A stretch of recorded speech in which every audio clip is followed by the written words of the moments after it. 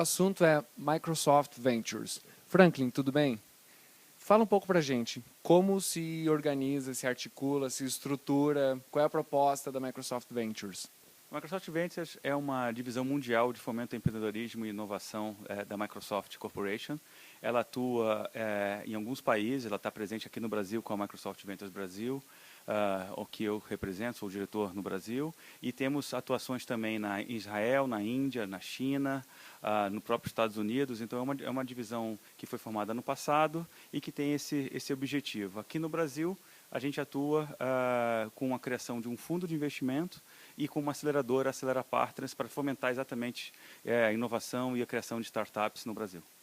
Bom, fundo de investimento em participação mesmo, e tem alguma tese, early stage, crescimento, startup mesmo, define já que pode ser em qualquer fase? Uhum. Exatamente, é um fundo de participações, um FIP, regulado pela CVM.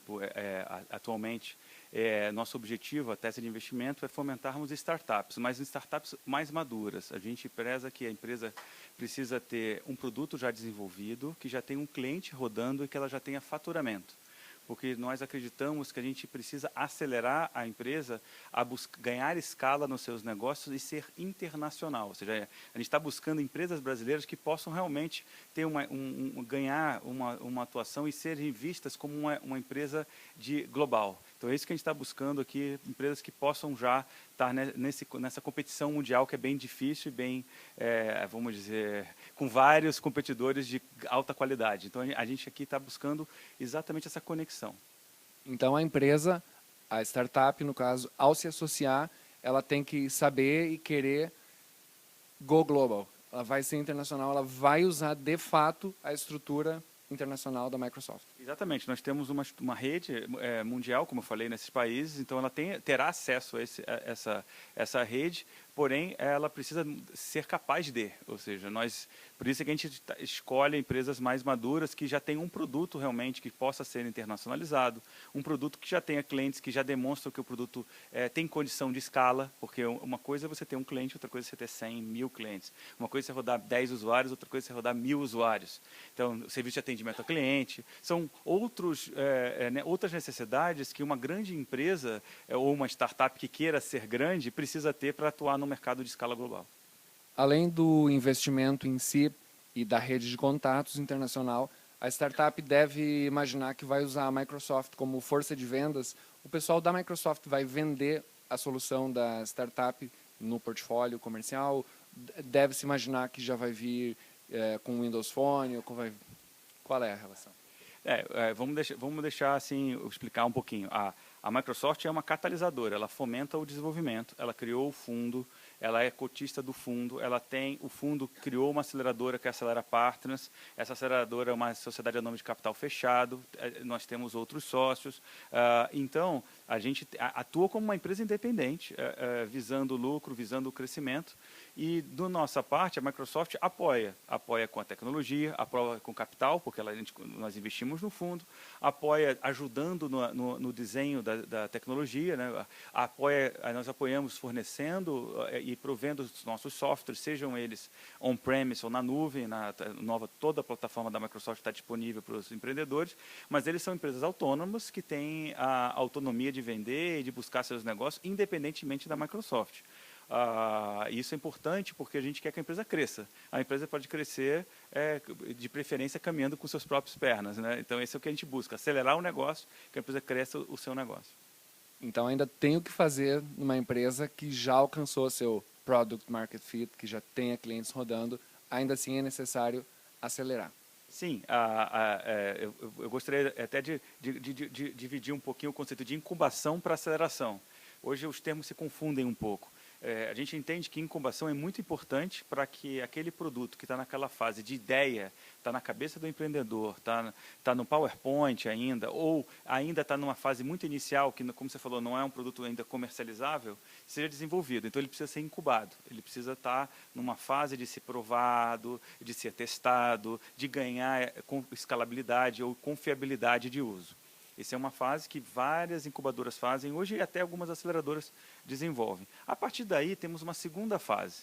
no ciclo de desenvolvimento de uma empresa, que é a fase de que o produto já está criado, já está testado, já tem cliente, mas ele não tem ainda a certeza de que ele consegue atender uma escala nacional. Por exemplo, o Brasil tem dimensões continentais, então ele pode estar atendendo muito bem em São Paulo, mas não necessariamente ele atende Rio de Janeiro, Bahia, Fortaleza, Ceará, ou seja, ele não tem ainda a escala, um canal de vendas nacional, uma cobertura geográfica nacional, e também uma escala global, porque você tem leis diferentes, necessidades de mercado diferentes, adaptações do produto. Dá um exemplo, quando a gente traz um produto para o Brasil, os impostos do brasileiro são completamente diferentes de um imposto americano. Então, o produto tem que ser localizado, adaptado para a economia brasileira. A mesma coisa acontece ao inverso. Quando um produto brasileiro vai para os Estados Unidos, ele precisa ser adaptado, porque o imposto nos Estados Unidos também é diferente, a forma de lidar com a receita e o faturamento é diferente. Então, isso é importante que a gente tenha essas localizações.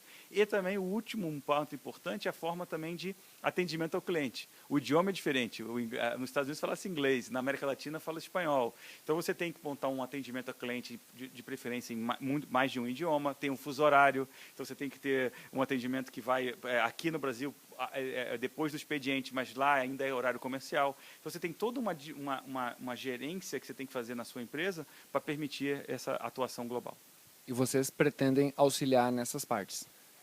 Exatamente. A gente pretende auxiliar nessa parte de canal de vendas, que é muito importante você ter um canal de vendas direto ou indireto, atuar com distribuidores, atuar com revendas, atuar como abrindo um escritório fora do país. Então, isso é algo que tem que ser pensado.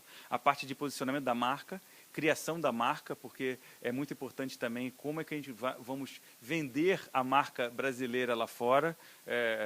Os nomes também têm que ser, às vezes, repensados, porque um nome em português, um americano provavelmente não vai entender, um alemão provavelmente também não vai entender. Então, isso é muito importante, como é que a gente cria marcas globais, um marketing global, como é que a gente adapta o produto tecnologicamente para que os seus formulários, a sua entrada de dados, ou as suas features, como a gente fala em inglês, sejam adaptadas para aquele país, conforme as suas leis locais. Duas perguntas ainda. Os investimentos acontecem apenas via aceleradora ou também podem ser direto pelo fundo?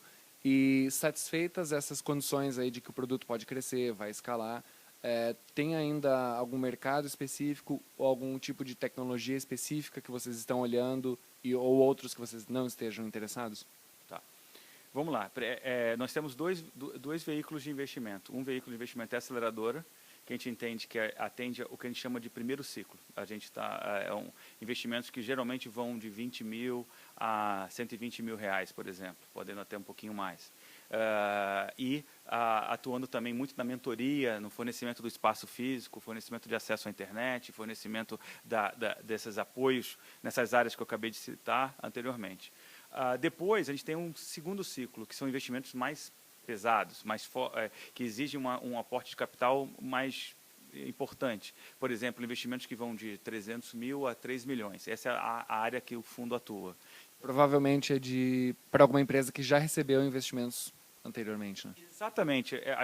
Esse é o grande posicionamento do nosso projeto. A gente chama de conexão dos pontos.